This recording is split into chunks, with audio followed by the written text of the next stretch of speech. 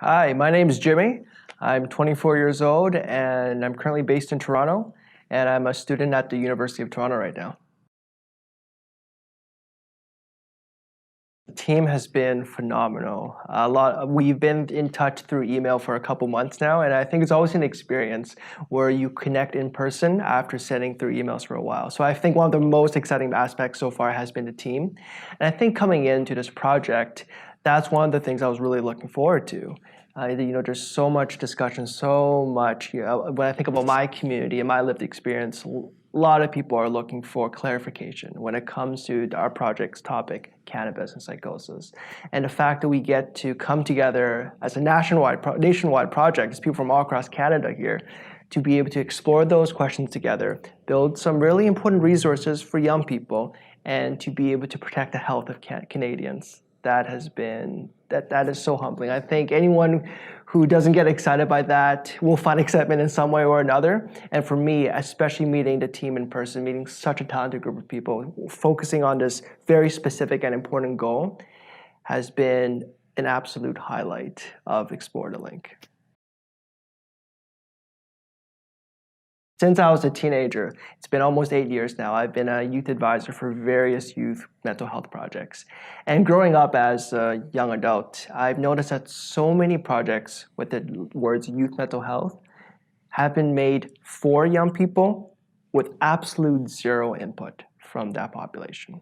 And as a young person myself, that is extremely frustrating because they will end up creating these projects all with good intentions, but then if you're not getting the service users, not having the young people themselves, the population that you're trying to serve, without their input, without them as seeing partners, it doesn't make sense. And I've seen so many projects with great intentions end up creating products for youth, but then once you actually implement it with young people, we tell them, hey, that's not what we're looking for. This is not the way it should be. We actually envision this. These are actual needs.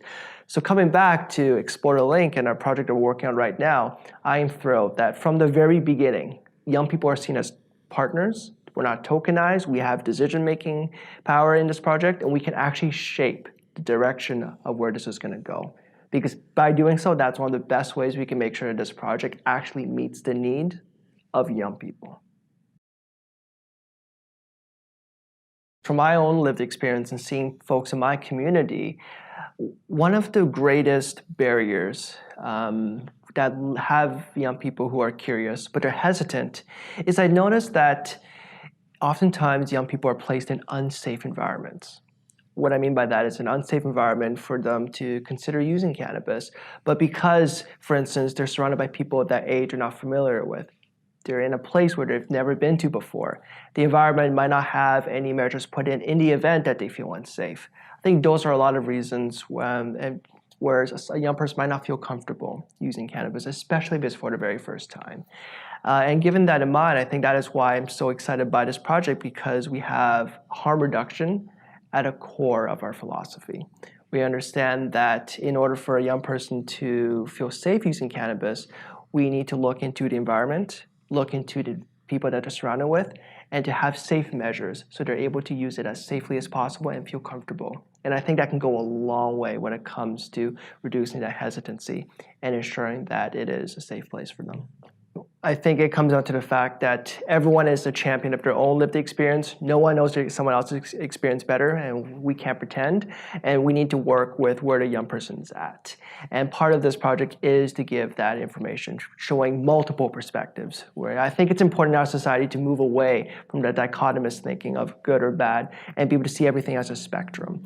So in addition to, say, perhaps giving some information about the possible harms, also exploring some of the reasons for why a young person might choose to use cannabis, what that might do for them, and then to look into harm reduction. So looking at, for instance, how their current mental state is, whether they've had food, how their sleep is. Those are some of the factors which are important in harm reduction. Whether they have an emergency number to call. Something that I've noticed very effective in my community is people would have a co-pilot or a trip sitter, someone to go along with them if they choose to use cannabis. This way they're not alone, and in the event that they do need support from someone that they trust, that person is right there with them. Right now in Toronto, we have a psychiatric hospital called the Center for Addiction and Mental Health, CAMH for short. And right now they're running this wonderful campaign of mental health is health, and is underlined.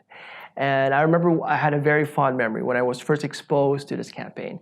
I was walking down Yonge Dundas Square, one of the more popular and busy places of Toronto, and there's these electronic signs that are posted. Usually they showcase a new movie or some other ads. I remember one day on a Friday afternoon, I was walking down the street, and on one of these giant electronic signs, I read the words, mental health is health.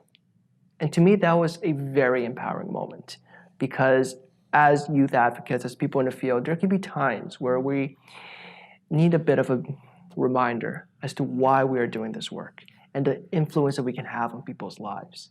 And to see the words mental health is health in one of the most busiest places in Toronto, it's a feeling of validation. It's a feeling of confirmation that what we are doing is making a difference, and that if we continue to be in this field and continue to have that energy, we are going to make the world a healthier place for young people.